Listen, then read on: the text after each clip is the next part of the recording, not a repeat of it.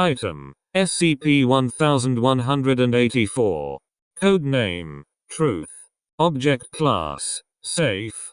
Special Containment Procedures: SCP-1184 is stored in a secure locker at site. Access to SCP-1184 requires Level 5 authorization and a complete test script. While SCP-1184 is in use, no fewer than 2 armed guards wearing purpose-built soundproof headgear with an external audio feed and recording hardware, and thus able to hear the test without being subject to SCP-1184's effects, will monitor the test to ensure that the script is followed. Any deviation from the script will result in detainment or termination. Description: SCP-1184 appears to be a simple gold ring in the style of a wedding band and engraved with the word Veritas, the Latin word for truth, on the inside of the band. SCP-1184 has an unusually high density of 21.2 grams per cubic centimeter, higher than almost any terrestrial material, and thus the visible gold surface is believed to be plated over another, possibly exotic, material. Only non-destructive testing has been permitted on SCP-1184 to date, and therefore the composition of its interior cannot be verified. While wearing SCP-1184, everything the wearer, henceforth known as the speaker, says is accepted as the absolute truth by anyone able to hear and understand them, henceforth known as the listeners. Simple, easily accepted statements are taken at face value without apparent surprise, as with instructing D-Class personnel that they will in fact receive a full pardon at the end of the month. Statements which are clearly at odds with reality, such as "I know this looks like an ordinary ballpoint pen, but it is in fact the nuclear aircraft carrier USS Enterprise," may create a significant amount of cognitive dissonance, depending upon the listener and situation. Listeners have been observed reacting to impossible statements in several ways. 1. Simply accepting the statement as fact without regard for its impossibility. Listeners told that a pen is an aircraft carrier and exhibiting this reaction would subsequently identify the pen as an aircraft carrier without appearing to find this fact remarkable. This is by far the most common reaction, and most test subjects never seem to notice anything unusual no matter how impossible their beliefs are. 2. Inventing, sometimes quite elaborate, confabulations to explain away the impossibility of their beliefs. Listeners exhibiting this reaction may invent fantastic stories involving shrink ray and disguise generators to explain how the ship came to resemble a pen. 3. Very rarely, listeners may conclude that the failure to properly perceive reality is their own fault. Listeners exhibiting this reaction may appear confused and claim that they are hallucinating or believe themselves to be suffering from other mental problems. Depending upon the nature of the implanted belief, this may cause extreme stress and anxiety over their inability to see the truth of the situation, and this may lead to actual psychological problems manifesting even in previously healthy individuals. There are no recorded cases of any subjects either realizing that their beliefs have in some way been manipulated or concluding that their implanted beliefs are untrue, no matter how seriously they disagree with reality or how plainly SCP-1184's effect is explained to them.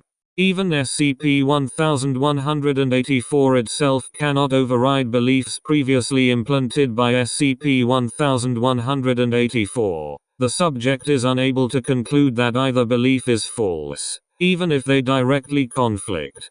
A conflict between two SCP-1184 beliefs appears to have a higher risk of causing a psychotic break than a conflict between an SCP-1184 belief and reality, but the effect has not been quantified. Despite being absolutely convinced of the truth of statements heard under the influence of SCP-1184, listeners remain able to accept future changes of state. For instance, telling a listener that this door is closed convinces them that the door is currently closed, not that the door can never at any point in the future be open. If the door were in fact open, A listener might walk over to the open door, which they had been told was closed, pantomime opening the door, and then walk through it without incident, interacting normally with the door in the future. SCP-1184's effect only manifests when both the speaker and listeners understand the language being spoken, and listeners are hearing the sound directly from the speaker's lips. In particular, the following situations have never been observed to cause any anomalous effects to manifest. A speaker reading an unfamiliar foreign language phrase to native speakers of the language. A speaker silently communicating with deaf listeners via mutually understood sign language. A deaf listener lip reading the speaker's words. Listening to the speaker indirectly via any sort of electronic sound reproduction, whether in real time or recorded. Attempts to utilize SCP-1184 for its beneficial effects have been hampered by the fact that it also affects the speaker, who will become equally convinced of the truth of their statements. This has proven true even in the case of speakers who cannot hear themselves, as even completely deaf speakers, unlike deaf listeners, have proven to be subject to SCP-1184's effects. As no means of directly using SCP-1184 without being subject to its effects has yet been discovered, the following indirect test procedure forms the foundation of all SCP-1184 use. Test Procedure 1184 Sigma. 1. Secure test subject. S within SCP-1184 test chamber. 2. Researcher enters test chamber carrying, but not wearing, SCP-1184. 3. Researcher dons SCP-1184 and repeats the following passage verbatim. It is vitally important that you do not voluntarily do or say anything unless I specifically tell you otherwise.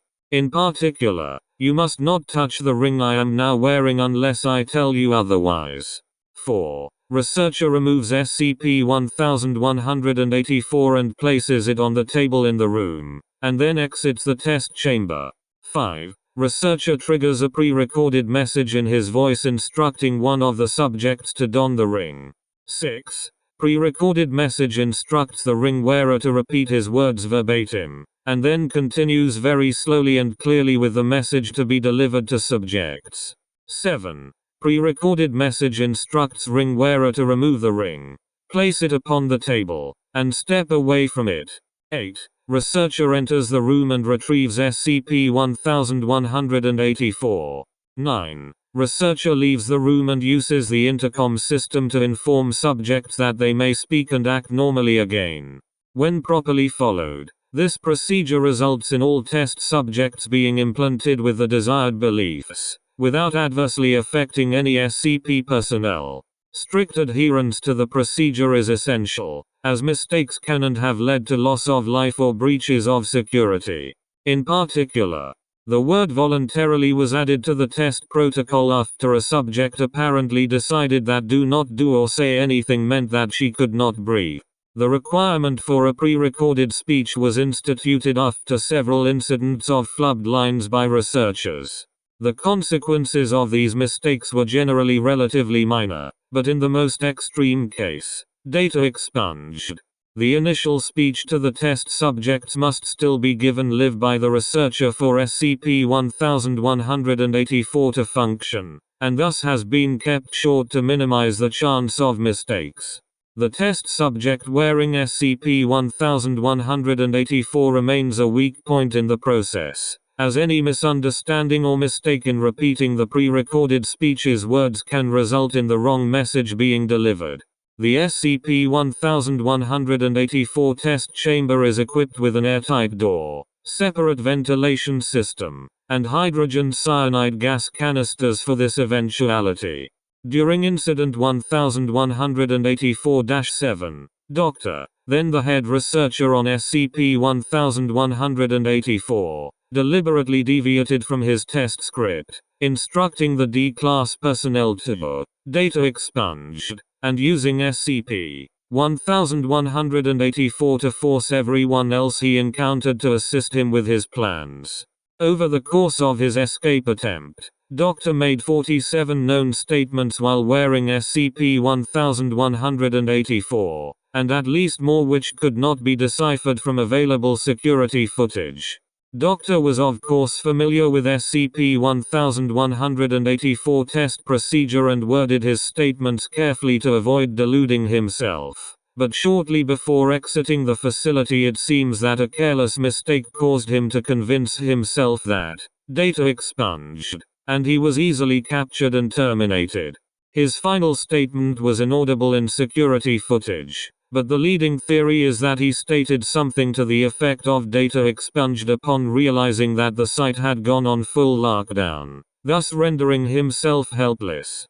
After careful psychological screening and review of security footage, many of the staff affected by Incident 1184-7 were eventually cleared to return to active duty. The affected D-Class personnel were redacted. The current Level 5 approval and armed guard requirements were instituted in the wake of this incident. History: SCP-1184 was discovered in a mental facility after reports of strange incidents came to the Foundation's attention. A Foundation team discovered SCP-1184 being worn by a patient known only as the King of, being weighted upon hand and foot by doctors, nurses, and other patients. The patient's true identity is unknown, as his name badge, room identification, and all medical records consistently referred to him as the King of. All doctors, nurses, and patients in the facility suffered from a wide range of delusional beliefs concerning him, and the Foundation team charged with investigating the incident quickly fell under the King's power. A backup team with soundproof headgear was able to neutralize the King and his sycophants, ultimately determining that the gold ring he wore was the source of his unusual power. Interrogating the King regarding SCP-1184 proved futile, as the repeated careless use of SCP-1184 had left him deluded about his history, location, and identity. Incident 1184-7 follow-up. Given that SCP-1184 was involved in at least one unauthorized use and may have been used on any of us before, during, or after that incident, there is no way for us to truly verify our facts. We believe that Doctor was undone by a careless misstatement, captured, and ultimately terminated. We believe that we are still in possession of the genuine SCP-1184, and not a worthless replica or merely an empty locker. We believe that we have brought in unaffected individuals from other Foundation sites in order to verify these facts. We believe that they have done so. We believe that we are researchers working for the Foundation. We believe that we show up to work every day and study various objects, including SCP-1184. We believe that we have homes, spouses, and children. But we have no means of determining, even in theory, if any of these facts are actually true or are merely delusions instilled by a user of SCP-1184. Dr.